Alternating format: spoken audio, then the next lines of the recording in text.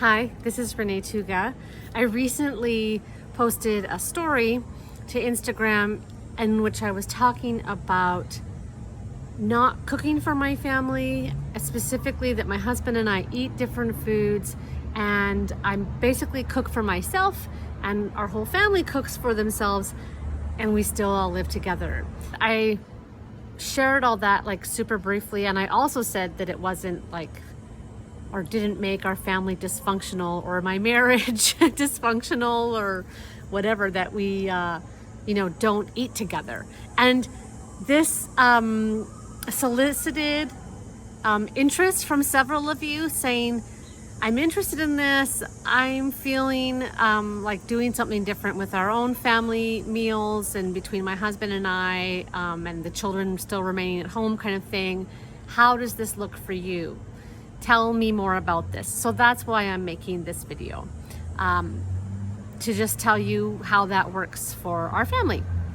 So really brief family history. Like I've been married 26 years, raising kids for 23 years. And for most of that time, we have had family suppers together. First of all, I was cooking them as we had young children. Then as the children got older, like in their childhood, like 8, 9, 10, I started teaching them to cook. They helped with various meals throughout the day, because we ate, 3 meals a day together because we homeschooled. So they helped with cooking those, and they were part of the supper cooking certainly by the time they were teenagers. And I feel like it was like 10, 11, 12. Not exactly sure on that, but like definitely teenagers and preteens, they were helping with cooking, one supper a week. So it wasn't like I was doing all the cooking. Also, we ate a mostly plant-based diet, and so that was just kind of part of our family eating, and that was largely because my husband wanted to eat that way. And I was on board with it, but that was kind of his desire and leading, let's say, in our diet. And I'm going to touch on that a little bit later, because I don't want to eat like that anymore, which is part of the change in having different meals than each other and not eating together. So the kids and I were doing most of the cooking for the family. Of course, I was like kitchen manager. I still am kitchen manager, but we were sharing the cooking, and we were eating together as a family very consistently all through my kids' teen years, even because homeschooling, we didn't have as many outside of the home commitments and obligations and scheduling challenges. So lots and lots of eating together, family suppers. And as we hit the teen years with our kids, I really grew tired of cooking, in part because of our diet, and just I wanted more options outside of the plant-based parameters that we had been following for years. So I wanted more options for what I could cook. I wanted more options for what we had in the home for kids, for snacks, and just ease. I just did not want to do so much work in the kitchen, frankly. That was it. We were also actually going through some changes in our marriage, and just in some of the dynamic that we had in our marriage. And food was related to that, and cooking and eating, and who's doing the cooking for who, and that kind of thing. So the summary of that is that about 7 years ago, our family diet changed, followed kind of whatever I was doing, because I was still kind of managing and mostly in charge of things. But as we went on, it got more tricky, because one of our children returned to a vegan diet, and so they were eating that way, and I wanted to eat a particular way, and my husband wanted to eat a different way, and the other 2 kids were kind of easygoing, but like there was kind of these different dietary styles and preferences, as well as restrictions. Some things do affect people's bodies, and they don't want to eat those things. So there was like that dynamic of the challenges with that, And then there was also just the fact that the kids were getting older, and there was, scheduling and just some challenges around that. But we kind of held it together for a few years there. And then finally, 2 years ago, we reached the point, and that was actually my husband's idea, because I was like so, I don't want to say stuck on, but like this idea that we had to sit down and eat dinner together as a family. Even though it was challenging, even though, there was scheduling conflicts, and even though we all had different things that we wanted to eat, it was so important, right, to come together. So I was like really stuck on that idea, even though our kids were like teenagers and young adults. And my husband he suggested, why don't we just have everybody do their own thing now? Like, everyone's old enough to do that. And it just gives everyone more freedom in their schedules.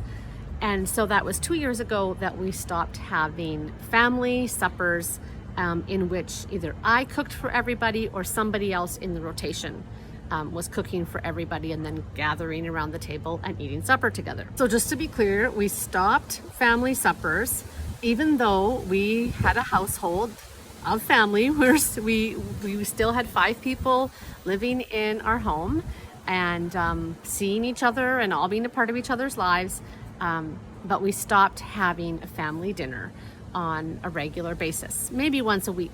I would continue to do that, like I'm the only one who will cook a meal for everybody else and say, hey, let's have dinner together. But in terms of regularly, that stopped 2 years ago.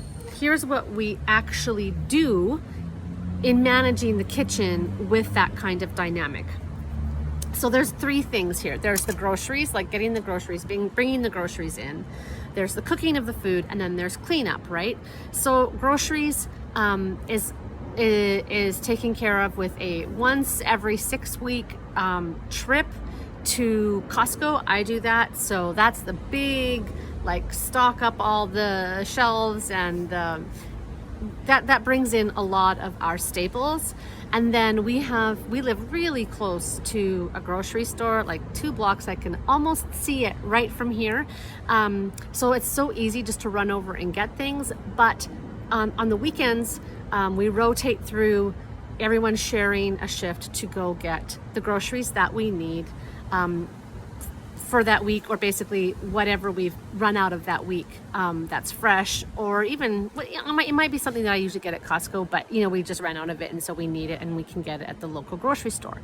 So we rotate through the people in the family to do that job. So every weekend somebody goes, and I help with getting that list ready, although people will write on the fridge during the week when they run out of something, when something's used up, they write it on the fridge.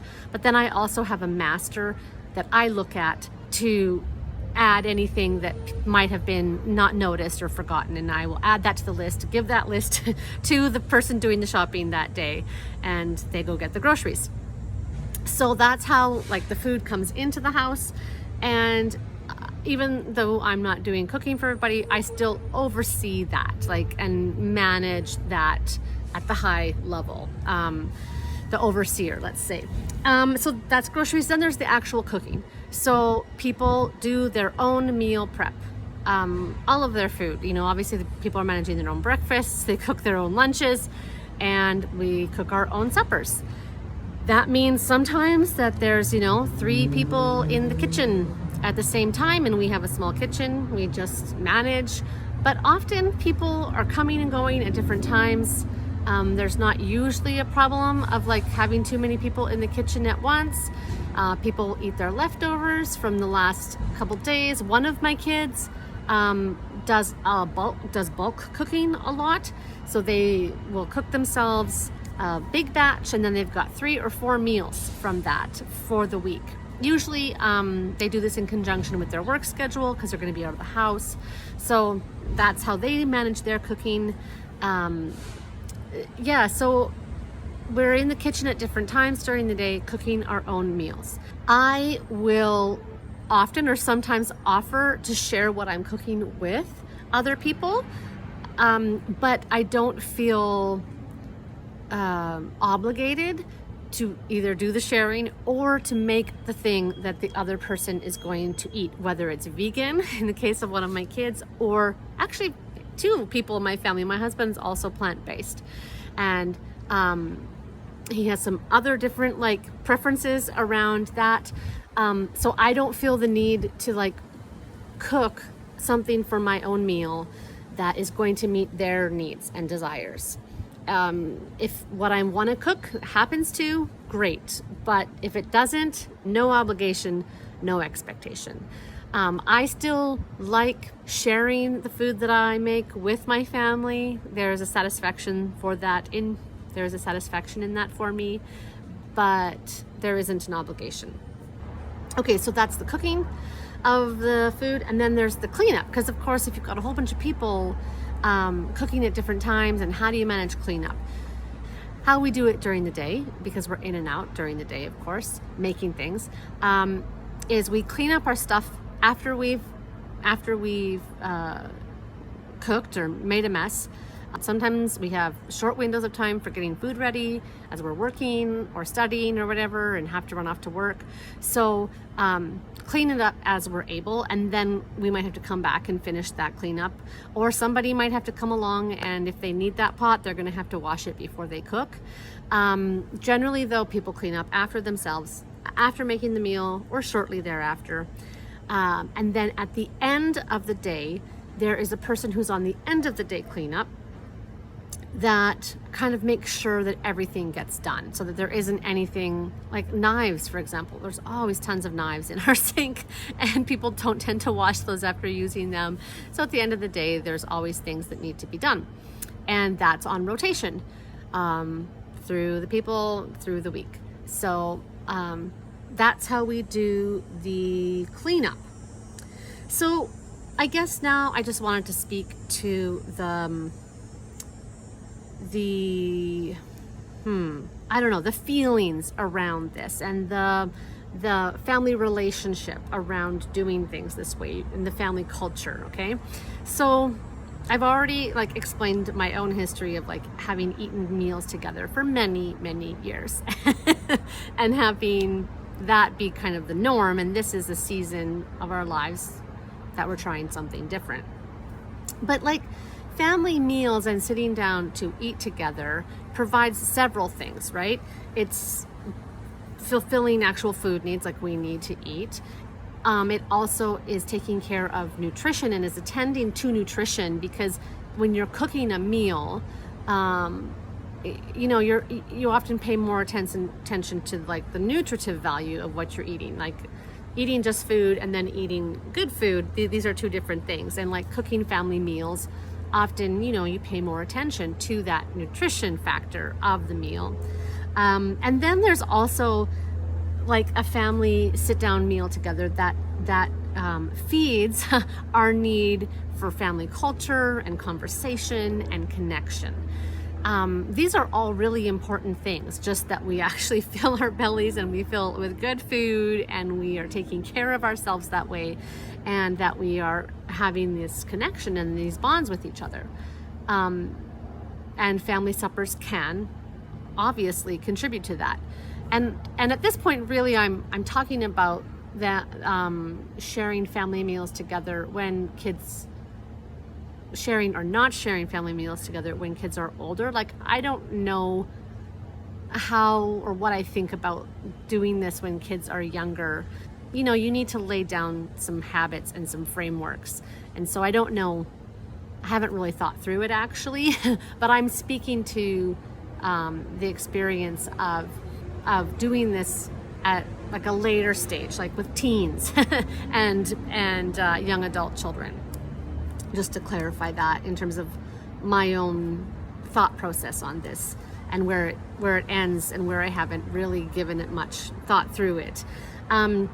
Okay, so yes, you've got like these needs that are met in having a family supper, and also that habit formation. The reality is that all of those needs can be met in other ways.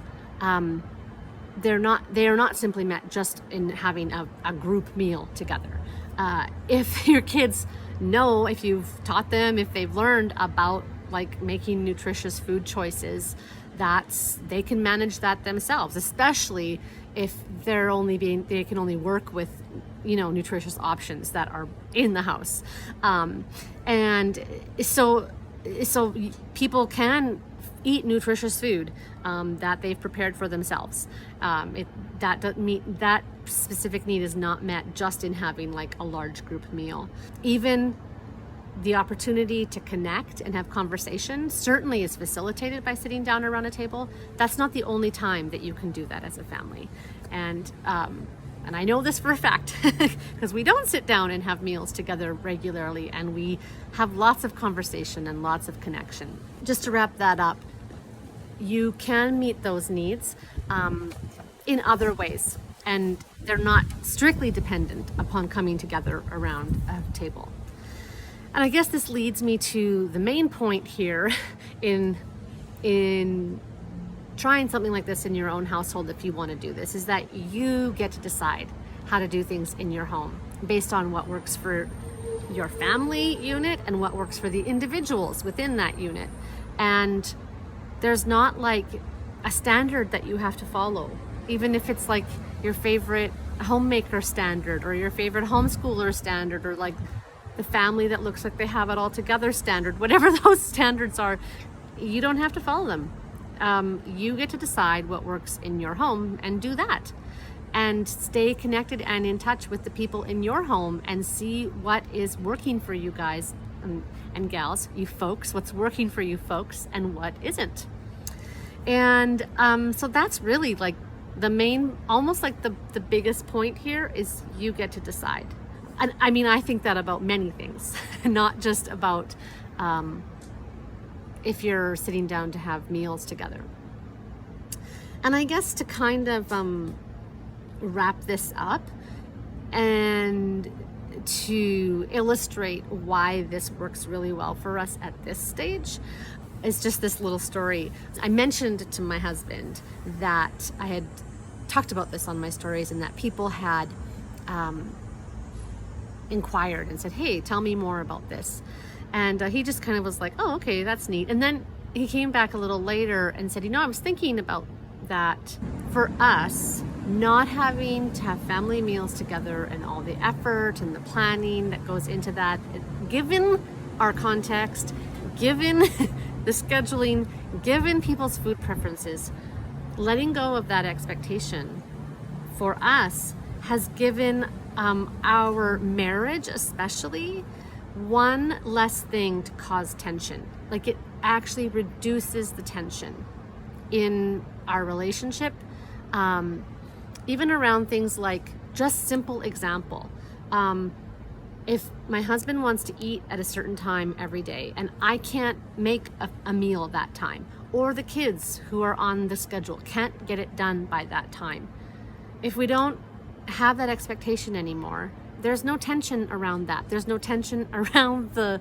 unmet need or desire, and just this like relaxing into people taking care of their own needs.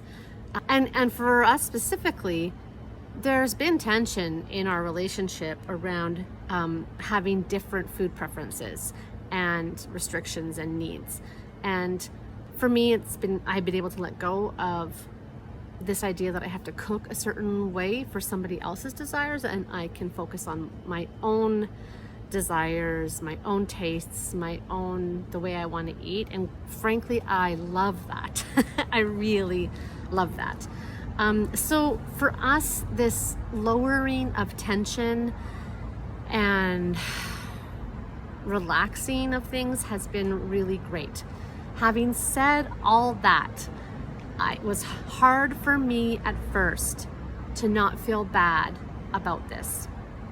I felt like I might be failing as a mother, or failing to create a certain environment, or just like this was such an important thing for so many years. And also it's just, it's talked about in many circles, and it's, very obviously it's important for many obvious reasons, and it works really well for a lot of people.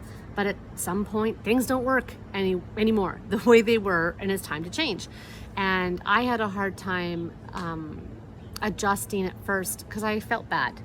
And that's just because that's change, and I had attached certain kinds of meaning and value to the family sitting together and having supper that are like kind of over and above what the actual thing is. The meaning and value that I attach those things could be and is found in other things that we do as a family, that we enjoy doing together and that we feel connected doing. That's for like the group as a whole, and also for my connection with my husband. So that is the very long telling of how and why, or why and how we do our own meals in our household. This is really working for us in this season. I don't know when it will change, these things can change. I don't see it changing in the near future, but this is the season that we're in. This is what's working for us. And thanks for the question and for asking for more information. I hope this was helpful.